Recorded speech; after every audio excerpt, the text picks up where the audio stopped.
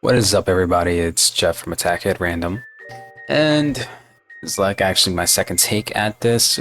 Earlier today, I tried to record, and it was not coming out the way that I wanted to. There was some problems with the filters, noise gate was off, as well as a couple of other things.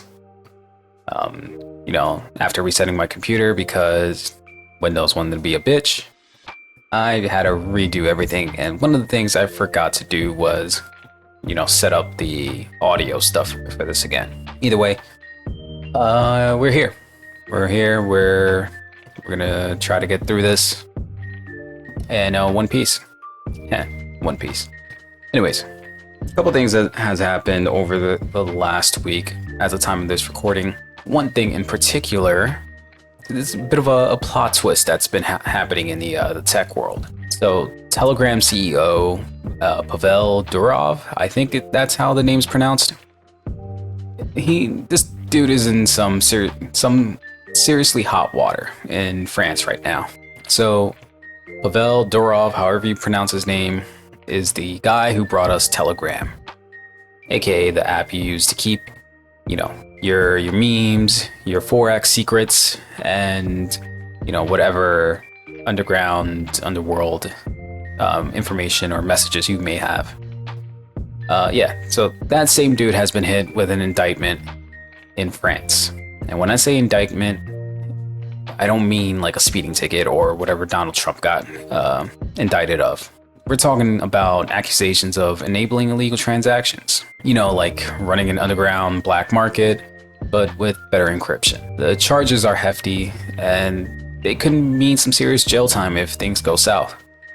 So just to add some more spice into the mix, Telegram is known for its focus on privacy and security, which has made it both a haven for freedom of speech, as well as a playground for those that aren't on the right side of the law, if you know what I mean.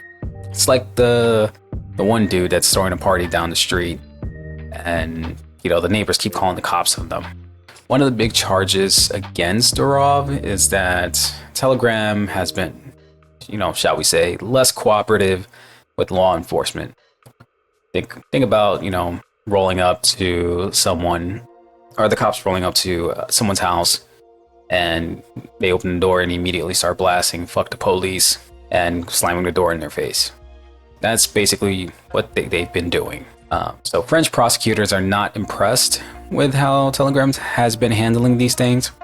They claim that when they asked Telegram to help with investigations into crimes like drug trafficking and exploitation, they kind of got ghosted harder than your last Tinder date. This has led to serious questions about where the line should be drawn between protecting user privacy and ensuring public safety. It's the age-old dilemma. Do you let the superhero go rogue, or do you call in the government to keep things in track? Except in this case, the superhero is a messaging app, and the stakes are a bit higher than Gotham City. The other issue is cryptology. And no, I'm not talking about a Harry Potter class up in Hogwarts, although that might be a little bit easier to understand. So in France, companies that provide encryption services are supposed to fill out some form of paperwork, just to let the government know what magic they're working with. Apparently, Durov didn't send in his quote-unquote spells to the French Ministry of Magic. Cybersecurity agency. So now he's facing charges for that too. The legal jargon here is pretty dense, but in simpler terms, Telegram is being accused of offering some serious encryption tools without telling the French authorities what exactly they were up to. It's like bringing a lightsaber to a medieval sword fight and not letting anyone know you've got the Force on your side. Now, talking about some of the consequences that Durov may face. Durov has been hit with a bail requirement of 5 million euros. I believe it was 5 million. 5 million euros. So imagine how many baguettes, Bugattis that could buy. Probably not a Bugatti, but think of all the croissants. Yeah, the French are gonna probably hate me. It's a good thing I don't really have that much French audience members listening. It is what it is. 5 million euro bail. And he's also got to check in with the police twice a week, which sounds a lot like being grounded by the French government. Oh, and by the way, he's not allowed to leave France either. So his summer holiday plans, they're probably canceled. Unless he's got a thing for courtrooms. This isn't just a slap on the wrist. It's more like a giant croissant to the face. If Durov is found guilty, he could be looking at 10 years in prison, which could definitely put a damper on his billionaire lifestyle. And I don't know about you, but I don't have much sympathy for billionaires. It's like that one J. Cole song. So what does Telegram have to say about all of this? In classic Durov style, they fired back saying that they followed the law and these charges are, and I quote, absurd. That's one word they used. It's like claiming your dog ate your homework, but your homework is a bunch of encrypted messages. They argued it's unfair to hold a platform responsible for how people misuse it. It's kind of like blaming the inventor of the hammer for every bad DIY project. Except, with more lawyers involved. But this defense raises an important question. Where do we draw the line between a tool and the way that it's used?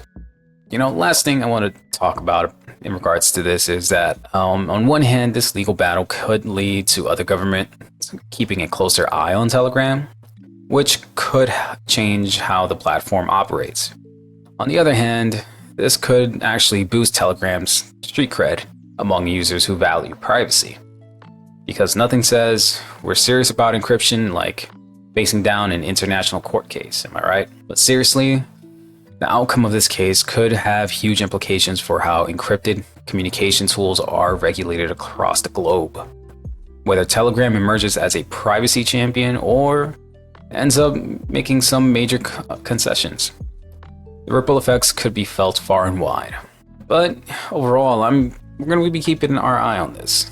Because if there's one thing we know, it's that in the tech world, it's never short on drama. It's going to be interesting to see how this falls out. Is Durov going to fold? Or is he going to cut a deal? Who knows? But this isn't the only story that involves government overreach, oversight, however you want to say it, when it comes to bigger tech companies. More and more regulations and tech companies are getting involved in one shape or form when it comes to governments. Another case of this is how in Brazil, government there basically blocked X, or the app formerly known as Twitter. And this is after Elon Musk gave them the cold shoulder on appointing a local representative. So basically, here's the deal. Brazil, the land of samba, soccer, and some really good coffee and food, has decided to block X because Elon Musk, who's basically trying to become a real-life Tony Stark, but not as cool, refused to play by their rules. So I mentioned how companies in Brazil need to appoint a local representative to handle some issues. And a better way to say it is that Brazil has this law that says social media companies need to have a local representative to deal with all the legal stuff. But Elon, being Elon, said, nah, I'm good. So Brazil hit that block button faster than when your ex messages you. This isn't just a minor skirmish either. It's a full-blown international showdown, and it's got everybody talking. So why is Brazil so serious about this? Picture this. You're trying to keep your house in order, but someone keeps playing loud music outside at 3 a.m. That's kind of how Brazil feels about social media right now. They've got this huge issue with misinformation, especially around politics. And they want to make sure companies like X are accountable. The law about having a local rep isn't unique to Brazil. Countries like countries like India and Turkey are doing it too. But Brazil, they're not messing around with this. They're like the strict parent of the internet, making sure that everybody follows their rules. No ifs, ands, or buts about it. Now, talking about Elon Musk, our favorite eccentric billionaire who seems to have a new project every other week. Since taking over Twitter and slapping an X on it, like he's branding a SpaceX rocket, Musk has been all about this global free speech crusade lately. He sees Brazil's demand as just another government trying to rain on his parade. He's basically saying, I'm building the next great frontier of human communication and you want me to fill out paperwork? But here's the thing though. Elon's playing a risky game of chicken with one of the world's biggest social media markets. It's like trying to outpoker James Bond. You might be a genius, but you could still lose big. The whole situation isn't just about Brazil or X. It's part of a bigger trend. Countries are starting to say, hey, if you want to play in our sandbox, you have to follow our rules. It's like the internet's going through a weird phase of puberty where everyone's trying to figure out who's in charge. If more countries start blocking platforms that don't comply with local laws, we might end up with an internet that looks like a patchwork quilt. The things where each piece is different depending on the colors and all that stuff. Yeah, it's gonna look like that. So each piece is gonna be different depending on where you are. Remember when we all thought the internet would be this free, borderless utopia? Yeah, not so much. Instead, we're getting something that feels more like trying to stream Netflix from a VPN in 2015. The public reaction to this has been, well, kind of like the comments section of a controversial Reddit post. Mixed and a little chaotic. Some folks are cheering Brazil, saying it's about time someone stood up to big tech companies. Others think Brazil is overreacting. Like that one friend who blocked someone on social media after a small, disagreement or argument. Industry experts are also split on this. Some are like, Elon's just protecting free speech, while others are saying, dude, you can't just ignore a country's law and expect no consequences. It's like watching a season of Succession. You're not sure who's right, but you can't stop watching. So what's gonna happen next? Well, we've got a few possible plot twists. Elon could cave and appoint a local rep in Brazil, and that'll reopen X, or Twitter, however you want to pronounce it. Though that would be like Tony Stark deciding to stop being Iron Man and just sell insurance instead. Or X might fight this in court, which could turn into a long, drawn-out legal battle that's... Let's be real, Elon Musk has the money for it. He can drag this out in court as long as he wants to. I'm not sure about the, I was gonna say Korean. I'm not sure about the Brazilian government though. So think of this as Batman versus Superman, but with fewer capes and more lawyers. Another possibility is other countries might look at Brazil and think, hey, we can do that too. Leading to an even more fragmented internet. No matter how this plays out, it's clear that the relationship between government and social media giants is more complicated than Ross and Rachel's on and off again romance. I don't know. This particular story has piqued my interest as of late.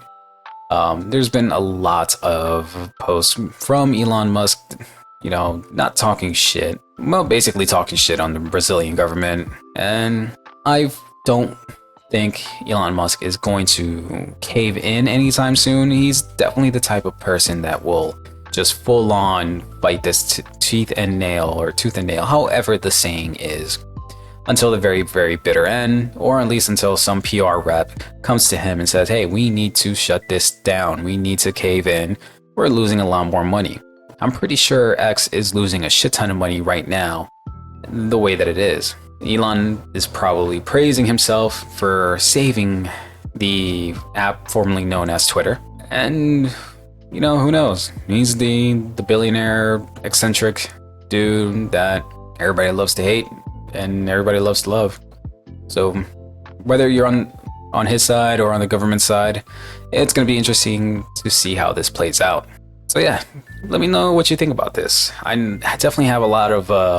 not a lot, but there's definitely some Brazilian listeners here. So shout out to you guys. And thank you for sticking by and tuning in. I would like to know what you guys think. How are you guys handling this? I personally follow certain accounts on X that are artists from Brazil, and they use X as their primary source of income when it comes to getting commissions. So with X being blocked, they have to turn into, or not turn into, but they have to look at other platforms and try to rebuild, I guess, that certain fan base. So it makes things a little complicated for a lot of people. But yeah, let me know what you think about that. And speaking on more governments trying to get in the way of tech companies, California's new law that requires AI to have Killswitch is getting ready to pass, I believe. It's like California's preparing for the robot apocalypse before Skynet even has a chance to boot up. You know, whether you're a tech geek, concerned citizen, or just someone that has seen Terminator way too many times, you know, this segment might be for you. You're probably wondering what the deal with this bill is. California has decided that every AI needs to have a kill switch, which is basically a big red shutdown or self-destruct button. Think of it like the self-destruct mechanism on the Death Star, except hopefully less prone to catastrophic failure. The idea is that if an AI system starts acting up, like trying to pull a HAL 9000 and lock you out of your own home, you can hit the kill switch and shut it down faster than you can say, "I'm sorry, Dave. I'm afraid I can't do that." So you're probably wondering why California feels the need to pass this law. Well, AI is getting smarter every day, which is awesome until it's not. You know how in Jurassic Park, the Jeff Goldblum's character is all like, Yeah, but your scientists were so preoccupied with whether or not they could, they didn't stop to think if they should. That's basically California right now. They're making sure we've got a plan in place for when our tech gets a little too clever for its own good. The kill switch is like the don't make me turn this car around of AI regulations. Now, let's talk about how this kill switch actually works. And so imagine if you're playing a video game and things start glitching out. Your character gets stuck running into a wall or clips through the floor, or worse, you know, it decides to go rogue and start a revolution. The kill switch is like the ultimate rage quit button. It's either a manual shutdown operated by humans or an automatic system that kicks in when the AI starts to get a little bit too big for its digital britches.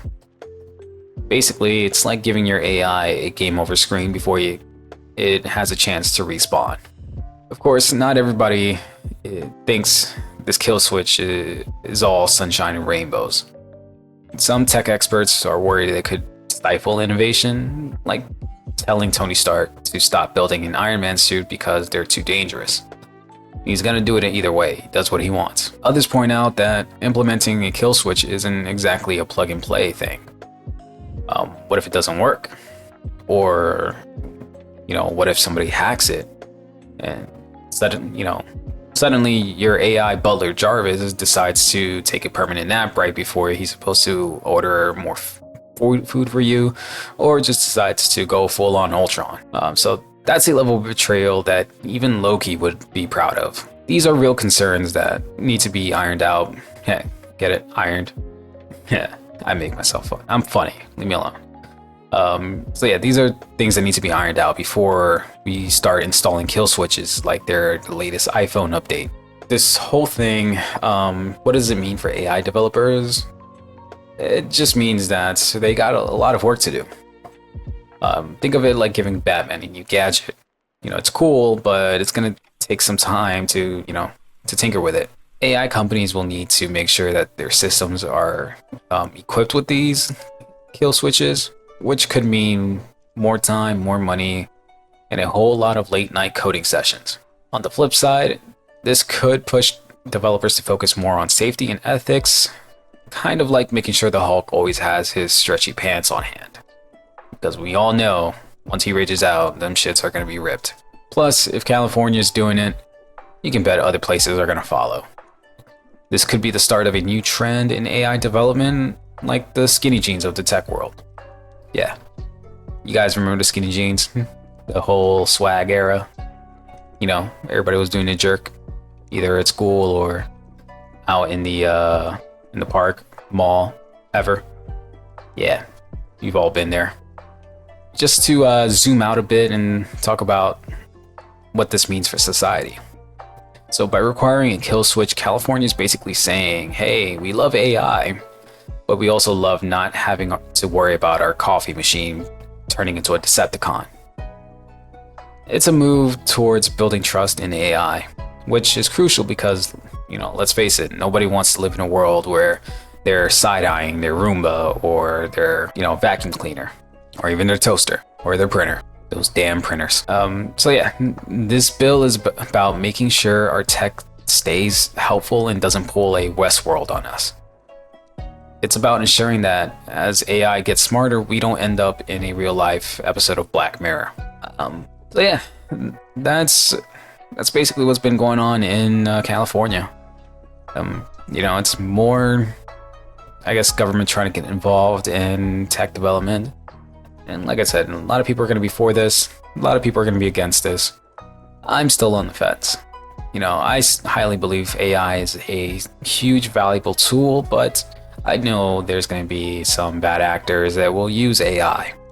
I believe in, was it episode 3 or 4? One of the episodes I talked about how at the Black Hat convention, I forgot the name of it, somebody used Microsoft's AI program Copilot to basically break into a Microsoft 365 account. So there's definitely some potential for not so great friendly uses of this, but I'm also on the fence on how the government should be, reaching into these companies' pockets or trying to get involved in so many companies' tech development. But yeah, that's basically it for California.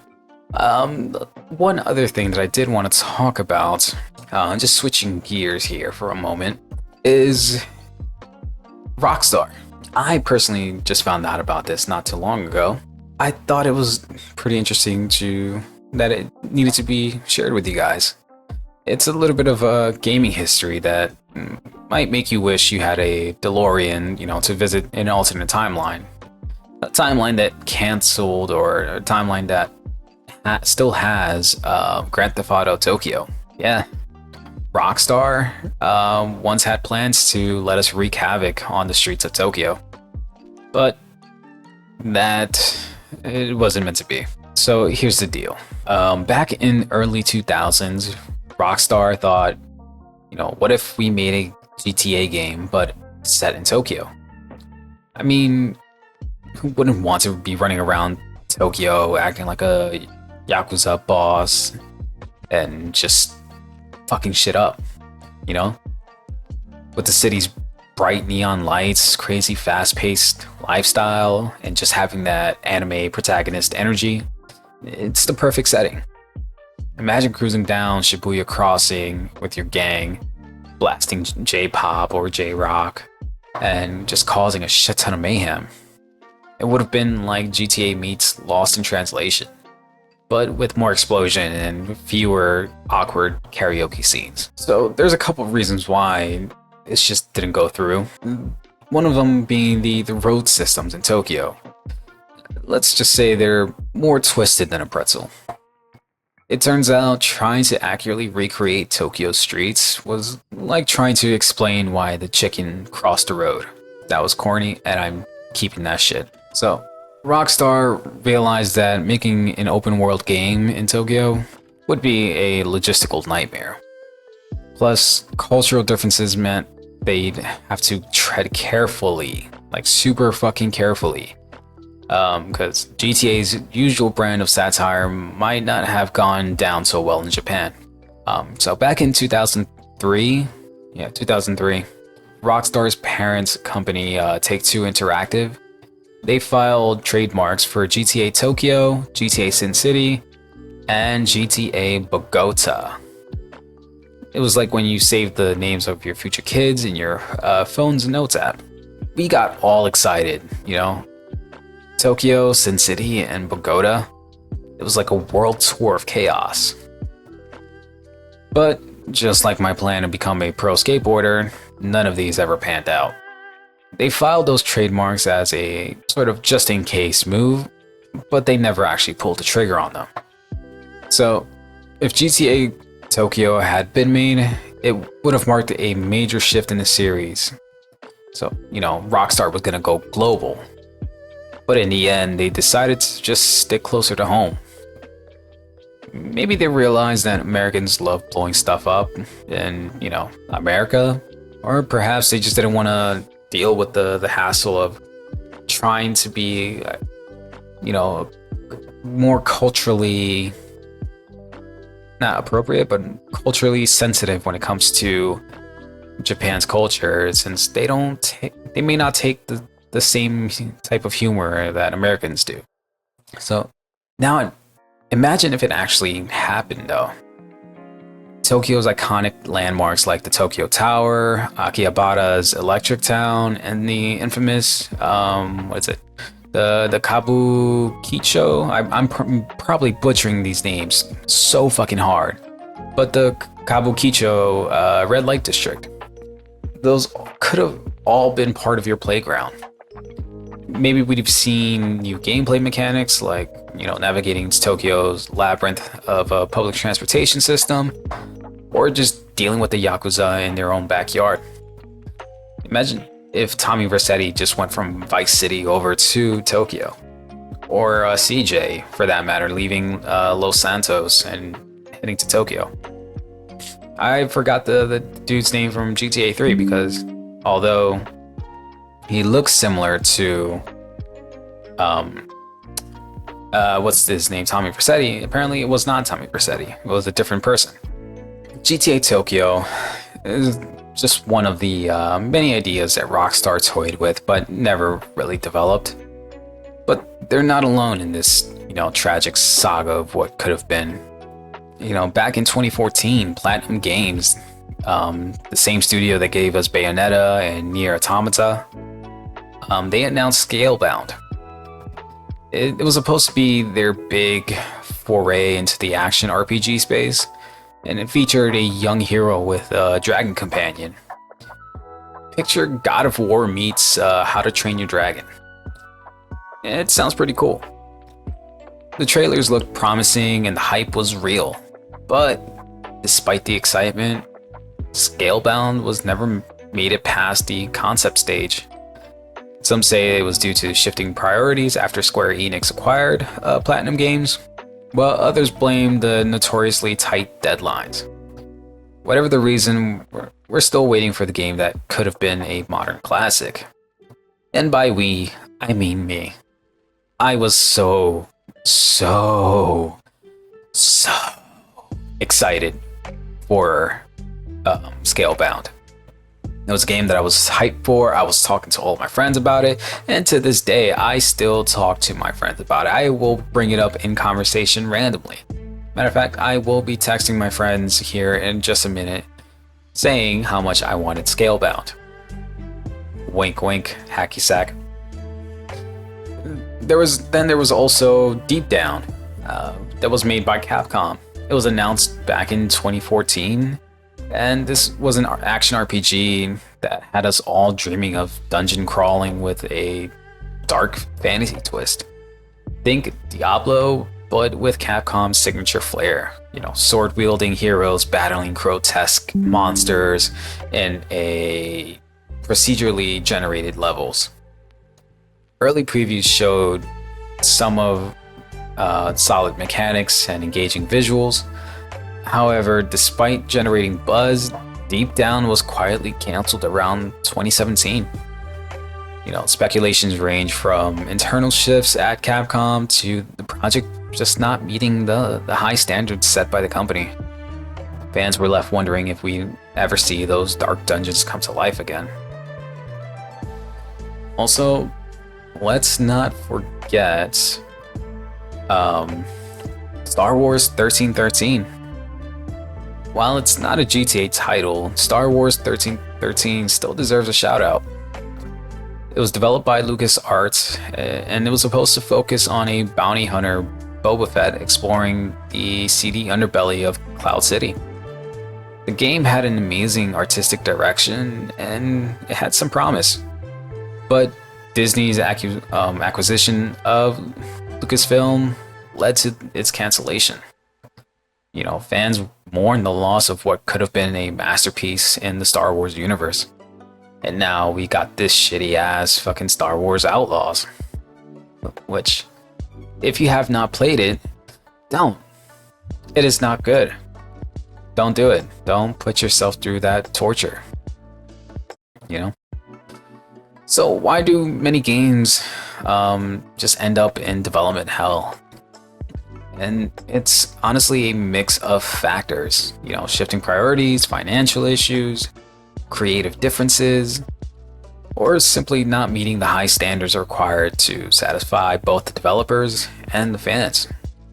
It's like trying to bake the perfect cake. Sometimes, no matter how good the recipe looks on paper, things just don't rise as expected. But, not all hope is lost. Sometimes these canceled projects find new life, years and years later. Star Wars 1313 inspired other media, and who knows, maybe Scalebound or Deep Down could see a revival in the future. Until then, we can only imagine the adventures we could have had in Deep Down or in Scalebound, and just cherish the thoughts of what could have been. What could have been. I still want Scalebound. I disregard everything I just said. I want Scalebound so bad, and I have hope. There was a post a while back that mentioned that they renewed the Platinum Games renewed the trademark for Scalebound, so it may come out. Who knows? I'm still holding out hope. Am I possibly delusional? Maybe, but it's whatever. I do what I want. Alright, and the last thing that I want to talk about here in regards to gaming, and before I call it a day, the Black Ops 6 beta just launched over this weekend, as the time of this recording. And there's already a bit of drama to no one's surprise. And let's just say it's not the kind of drama you want to be a part of. Unless you're the Joker. And if you are, you're probably batshit insane. We're talking about cheaters, honestly. Cheaters are already popping up in the beta. I mean, the game's not even out yet, and people are already trying to ruin the game, and they're trying to be the next hacker man. So cheaters in Black Ops 6 beta, they're already using aimbots and wall hacks, like they're auditioning for the next Mission Impossible movie. The usual suspects, players who couldn't even hit the side of a broad barn, or however that saying goes. I'm probably one of them because my aiming is terrible in the game. But regardless, these are people that just are crappy players. They have terrible aim, and then suddenly they're hitting headshots after headshots after headshots like they're goddamn John Wick. And I'm over here like, bro, just let me enjoy the game for 5 minutes without going full Matrix. Or Wanted, just curving the goddamn bullet around the corner. This is a bit of a big deal, because, picture this. You're trying to get a feel for the new maps, test out some of the weapons, and then bam, you're taken out by somebody who's clearly been injected with some serious Red Bull code. The beta is supposed to be about feedback and fun, but you've got these cheaters. It's like trying to enjoy a nice meal, but you got a fly just buzzing around in your face, and it's, super annoying. Naturally, the community is not thrilled about it. Players are venting on social media, Reddit threads are popping off, and even memes are being made about cheaters that are spreading faster than the news of a new Taylor Swift album about to drop. Don't come at me, Taylor Swift fans. I'm partially a Swiftie too. I'm not talking shit about Mother Taylor. So this has people worried, and rightfully so. If this is happening now, what's the full game gonna be like? Are we all gonna need to suit up like the Avengers just to get through a goddamn match? And what is Treyarch doing about it? The last thing that we've heard was that they've promised that they're working on trying to, stop some of these cheaters from getting into the game. So they're deploying anti-cheat measures like they're fucking Tony Stark tinkering with a new Iron Man suit.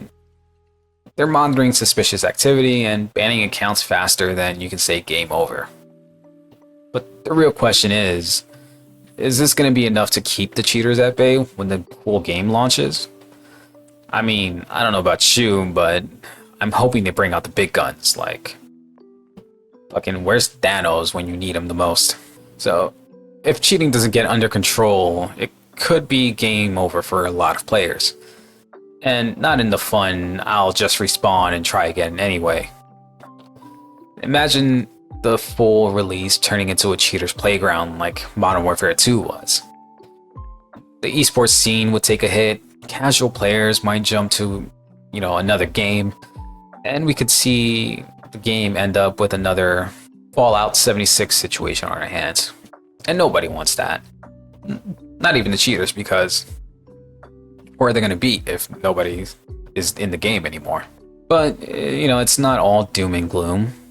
We the players can still make a difference if we just constantly report these cheaters, and hopefully Treyarch starts reacting like goddamn Batman and starts cleaning up the streets of Gotham. So if Treyarch is willing to put in the work and, we just start reporting these guys left and right, then maybe the game will get cleaned up a little bit. And if it doesn't work, then, there's always Mario Kart, where the only cheating is a well-timed blue shell. That is it for the episode, guys. I appreciate you guys for listening. This is probably going to get released on Monday instead of the normal Sundays, because things happen. I have a life, and sometimes I just don't feel like editing, or I got other stuff I have to edit. You don't know me. Regardless, the episode's gonna be up. I appreciate anybody that's stuck by, that's still listening, and or subscribe. We've been growing. We're steadily growing. We are at 44 subscribers the last time I checked. I'm hoping that by the end of the year, maybe we'll reach 50. We're so close. So close. So share this episode, podcast, YouTube channel with your friends, family, your sister, your brother, your grandfather. Tell your grandma about it. Maybe she'll make me some cookies or some shit. Thank you for listening. Thank you for subscribing. Check out the links below, and I'll see you on the next one.